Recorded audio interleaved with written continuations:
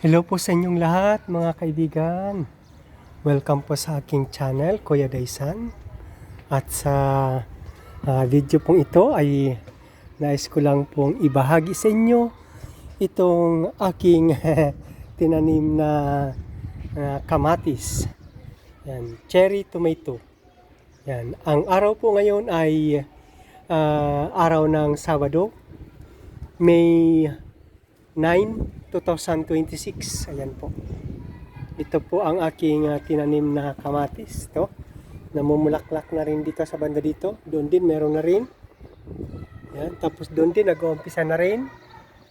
Uumpisa na rin dyan. At yung kauna-unahang bulaklak talaga ay yung dito na. Ayan. Kahapon nung mag-live ako, medyo maliit-liit pa ito. Pero ngayon, ayan o, malaki na o. Ayan o. Malaki na. Hindi lang makitang masyado kasi re-reflect yung ano ng araw, yung light. Yan.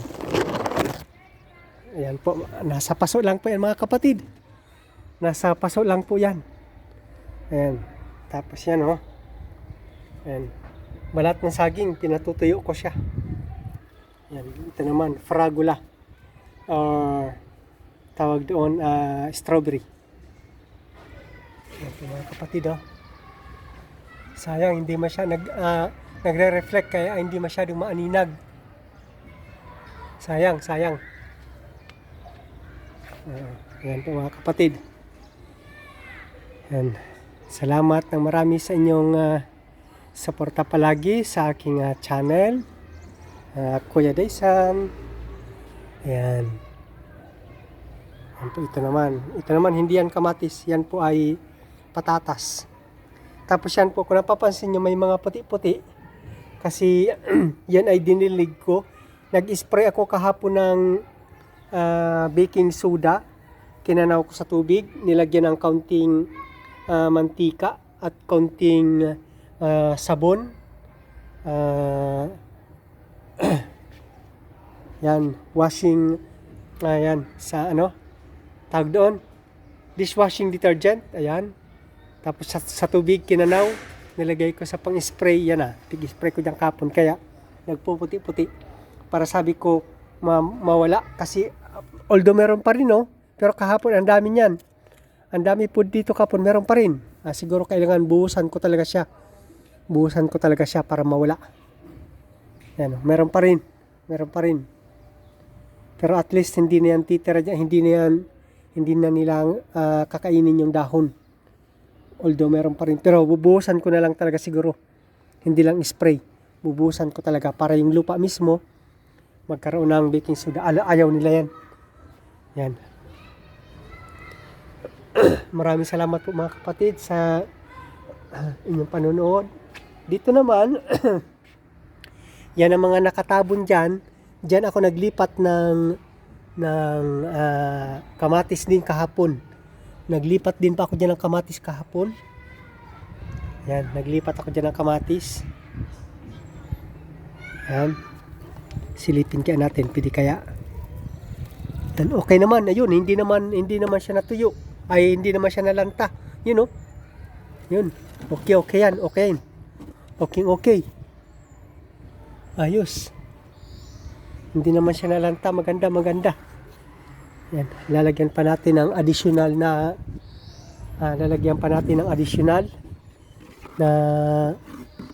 pang ano para hindi sinaga ng hindi masyado mainit.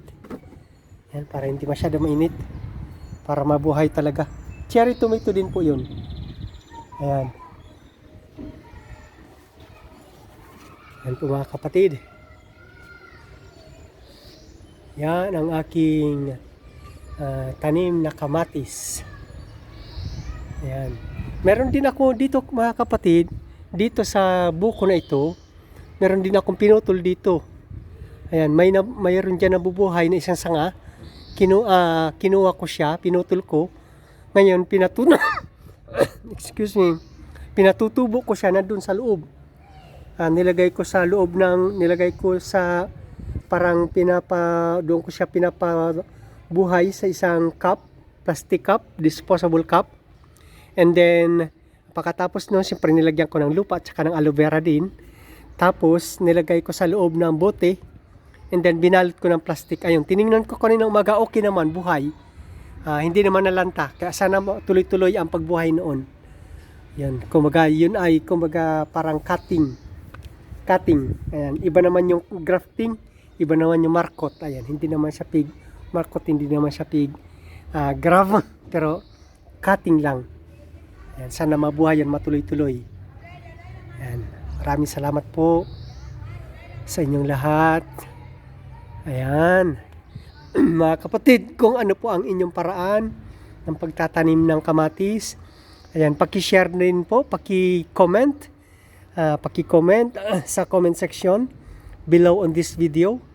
And kung meron din po kayong katanungan, pwede rin po kayo magtanong at sasagutin po natin sa abot ng ating makakaya.